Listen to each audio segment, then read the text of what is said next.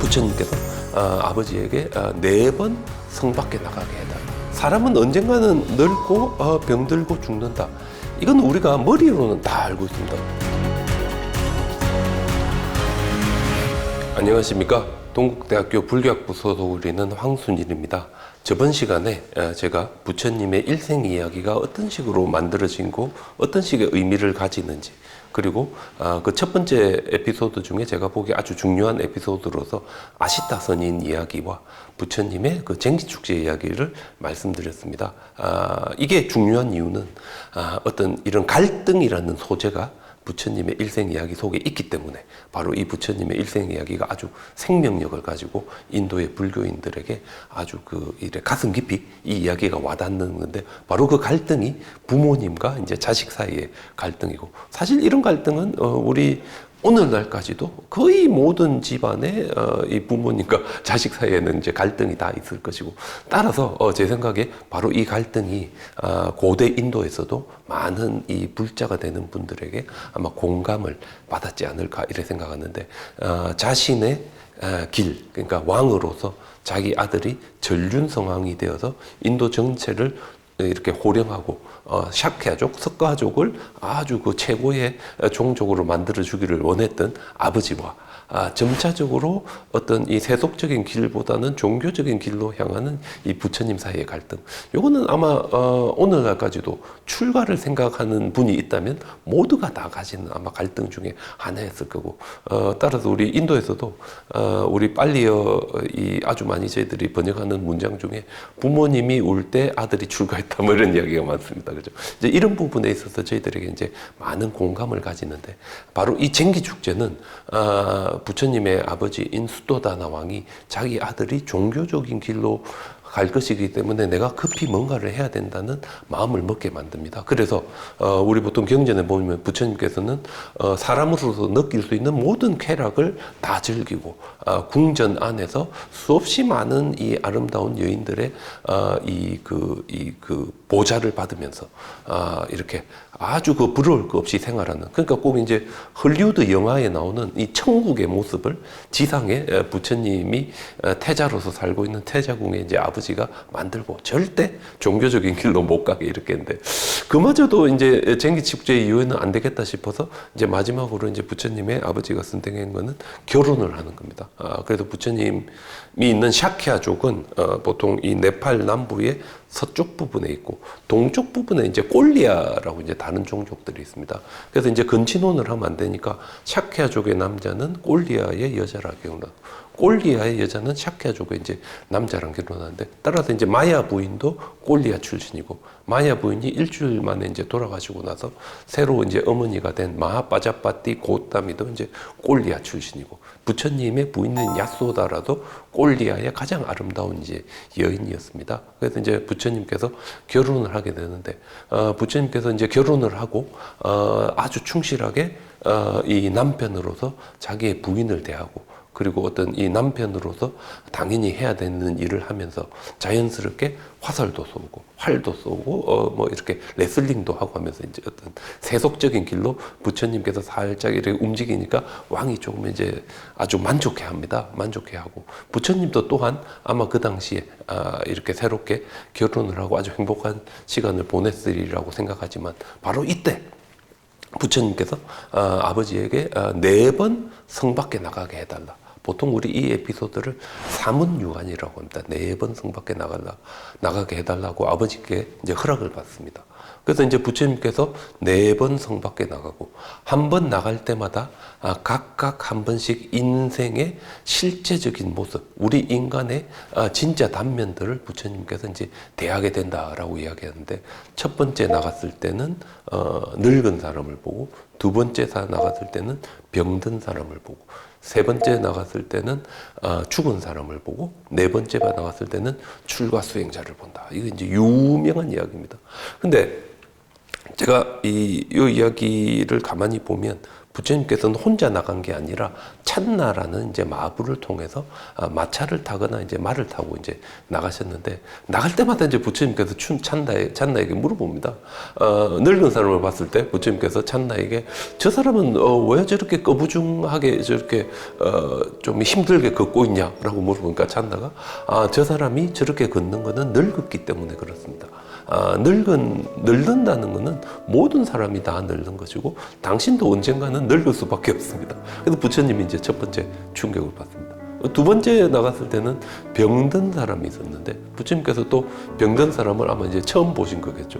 따라서 찬나에게 저 사람은 왜 저래 괴로워하고 아파하냐 했더니 찬나가 저 사람은 병이 들었습니다.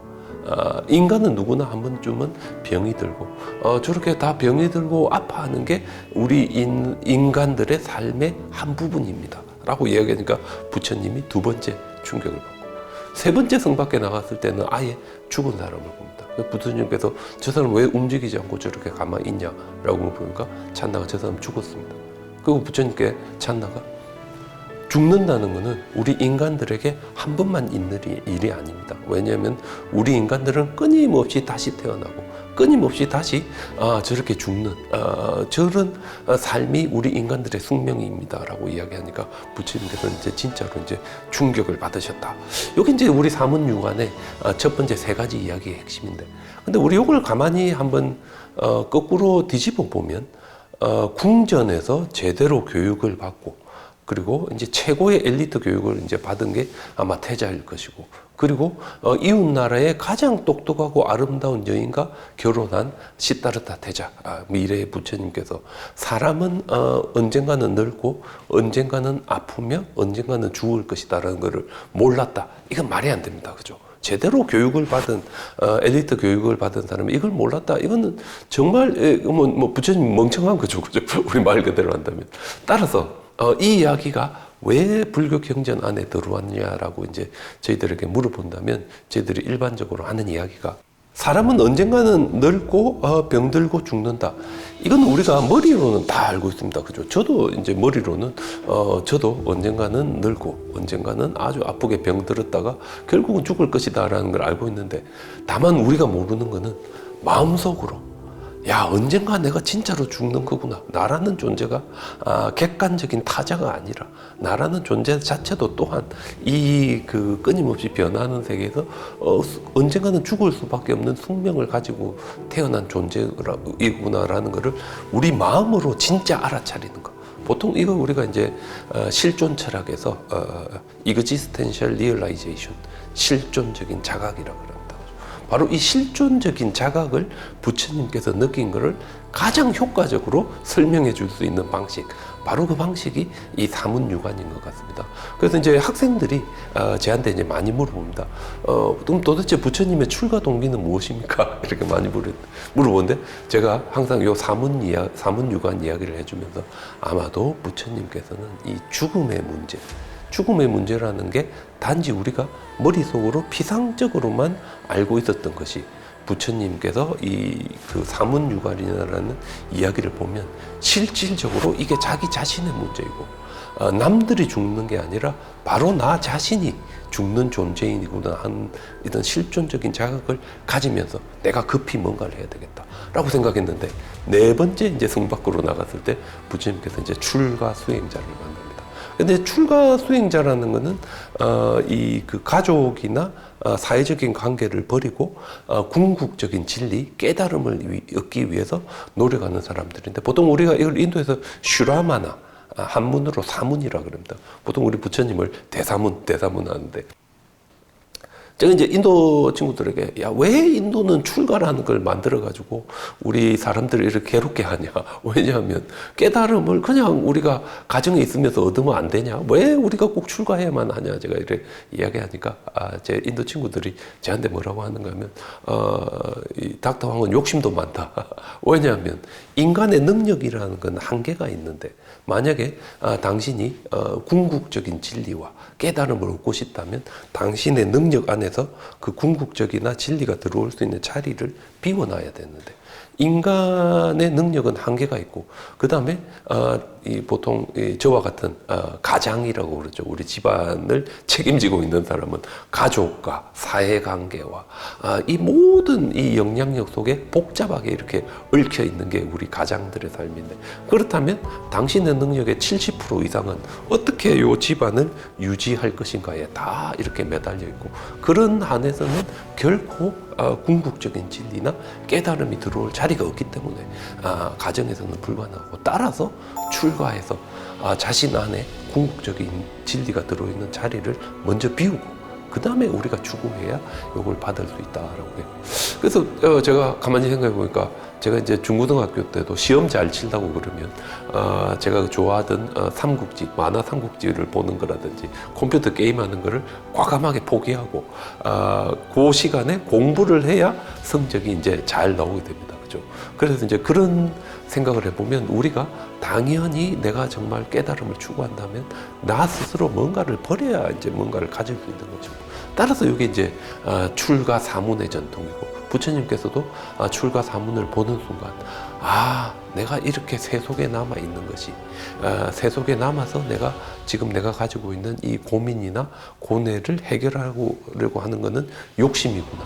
나도 뭔가 결단을 내리고 내가 뭔가 다르게, 지금과는 다르게 나 자신 안에 준비가 돼야 내가 이 가지고 있는 이 죽음의 문제에 대한 해결책을 찾을 수 있겠구나라고 부처님께서 확신을 가지게 되고, 따라서 이 사문유관은 부처님의 출가와 직접적으로 관련이 되면서 또한 이 부처님의 출가의 동기, 그리고 이제 불교가 해결하려고 했던 문제가 무엇인가 하는 것, 그거에 대한 이제 해답을 주는 그런 에피소드로서 부처님의 일생 이야기에 들어있다, 이렇게 말씀드릴 수 있겠습니다. 감사합니다.